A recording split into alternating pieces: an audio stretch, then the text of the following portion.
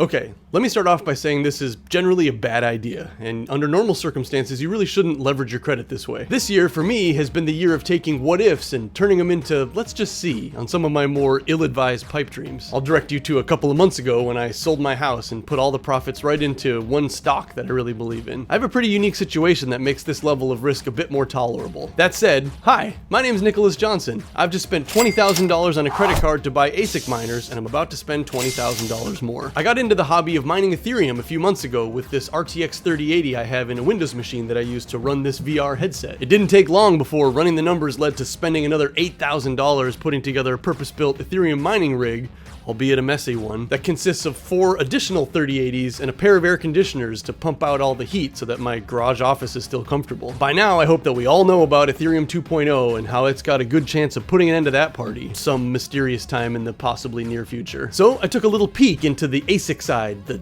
dark side of cryptocurrency's proof of work. I was under the impression that ASIC farms consisted of hundreds of units simply because they make like a penny more than the cost of the electricity they use to run. But I guess that was a reality when the prices of everything was a lot lower. I picked up a Bitmain Antminer L3 to test the water. And even worse, I bought it on Amazon at a pretty significant markup just so that I'd have the safety of, their return policy in case it came dead on arrival. It came, it was very easy to set up, I got it going, and now it's on track to make a couple $100 this month. Seeing these numbers unlocked a demon inside me that's just running the numbers over and over, calculating that if I just spend more money, it'll return more money after it pays itself off. I am aware of the cyclical bear markets. For now though, every $1,000 spent equates to, at the current price of, in this case, litecoin, $150 more brought back in, which means that machine will pay itself off in 7 short months as long as nothing drastically changes. I mean, since when does crypto change drastically and unexpectedly, am I right? I recognize a majority of people can't just be like, well, then I'll just spend 40 grand and buy myself a $50,000 salary. Those numbers can't be real.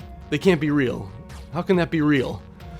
Okay, let's find out. Quick sidebar, will you push the thumbs up on this video, please? It helps YouTube show it to more people, and that will act as a backup when this plan all falls apart. Graham Stephan says I need to reward you for this, so here is possibly the only 4K 120 frames per second video of an L3 Plus Antminer running alone in a warehouse. Okay, so here's the part where I explain how doing this next thing all on credit cards isn't totally insane. I did sell my house, and I did put all that money into Microvision stock, MVIS. On the surface, it seems like I've got the potential to lose everything. People always say, only invest what you're willing to lose, and that's fine advice to live by. But while this stock will definitely go up and down, and right now it's going down more than it's going up, the odds of a company that's been in business for over 20 years and has over $100 million in the bank, the odds of that company suddenly literally going bankrupt and just completely disappearing are very small. The odds of their share price going up a little or going down a little or hovering right where they are far more realistic. That means I've got this $110,000 safety net where if I screw up the wiring and burn down the whole warehouse and lose my mining farm, I'm not gonna lose my house, I'm not gonna be any real trouble or danger. I'll just have to sell off some stock and put a giant L in the mining farm column of the ideas leaderboard. Second to that, I've got a full-time job with a salary, I've got a wife with a full-time job with a salary that makes actually a little bit more than me. We don't have any kids, and we enjoy living with roommates who actually pay a majority of the mortgage. So if my mining farm does go up in flames and MVIS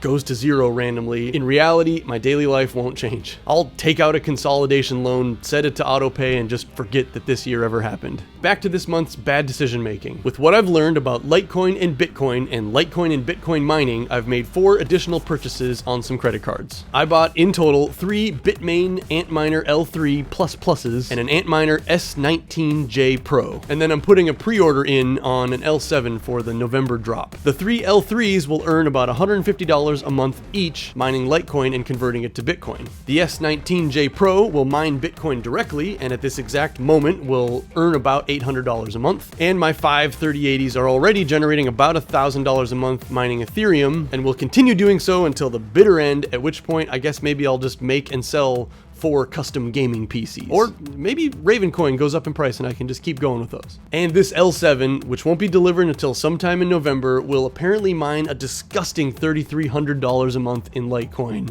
converting to Bitcoin. Oh my god, that's outrageous. That will put my no longer a hobby mining operation at a profit of, if I understand these projections correctly, of $4,550 a month or $54,000 annually. Those numbers are insane to me. That's insane. I already make something like $65,000 a year with my salary and my side hustles, so as long as these Chinese suppliers don't just send me a paperweight in a box and then go out of business, I will be a six-figure earner as of 2022. This is going to make doing taxes so confusing and rewarding. The second thing that makes this even possible at all is the space warehouse itself. With some of these machines, you can't just plug them into the wall at your house, especially if you have a bunch of them. The S19J Pro pulls over 3,000 watts. The L7 pulls 3,400 watts, and each of the L3s want 800 watts apiece to run. All of them prefer to run on 220 volts, and you typically only have that at your stove and your dryer, and those outlets are pretty busy. In addition to the very high power draw, these machines are also super loud, and most of that energy gets converted into heat. So if you're gonna have these at home, you're gonna have to solve for those problems as well. But the warehouse has a 300 amp panel, and a bunch of it's wired at 220. It has a crap ton of cubic feet of open air to dissipate the heat, and no one lives there. So yes, I have spent $40,000 all on credit cards on ASIC mining equipment, expecting the profits to outrun both the electricity cost and the cost of interest to the banks for the opportunity. I did move $20,000 of that money to a card with 0% interest for 18 months, which should be far more than enough time to pay that thing off. I'm a miner now, with a mining farm. I'm a farmer now. Who came up with these terms? Follow me for updates on whether or not this worked out. I'm pretty confident it will.